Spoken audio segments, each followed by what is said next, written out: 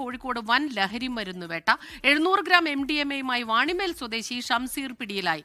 Sameer C Muhammad ചേരുന്നു കോഴിക്കോട് നിന്ന് വിവരങ്ങളുമായി. സമീർ, ഇയാളെ എവിടെ നിന്നാണ് പിടികൂടിയത്? കൂടുതൽ വിവരങ്ങൾ.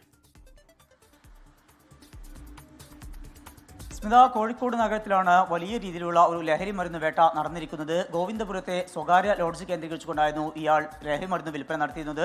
അതുമായി ബന്ധപ്പെട്ട് പോലീസിന് രഹസ്യ വിവരം ലഭിച്ചു.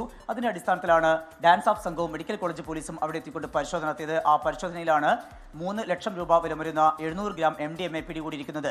വാണിമേൽ സ്വദേശി ഷംസീറാണ് പിടിയിലായിരിക്കുന്നത്. ഇയാൾ ബംഗളൂരുവിൽ നിന്ന് മയക്കുമരുന്ന് കൊണ്ടുവരികയും കോഴിക്കോട്ടെ വിവിധയിടങ്ങളിൽ ലോഡ്ജ് എടുത്ത് മുറിയെടുത്ത് അവിടങ്ങളിൽ കേന്ദ്രീകരിച്ചുകൊണ്ട് വിൽപ്പന നടത്തുകയും ചെയ്യുന്നതാണ് പതിവ് എന്നാണ് പോലീസിൽ നിന്ന് ലഭ്യമാകുന്ന വിവരം. ഇയാൾക്ക് 3 സഹായികൾ കൂടിയുണ്ട്. ബംഗളൂരിൽ നിന്ന് ഇവിടെ എത്തിക്കുന്നതിനും അതുപോലെ തന്നെ ഇവിടെ വിതരണം ചെയ്യുന്നതിനും അവരെ കേന്ദ്രീകരിച്ചുകൊണ്ടുള്ള അന്വേഷണം പോലീസ് ആരംഭിച്ചിട്ടുണ്ട്.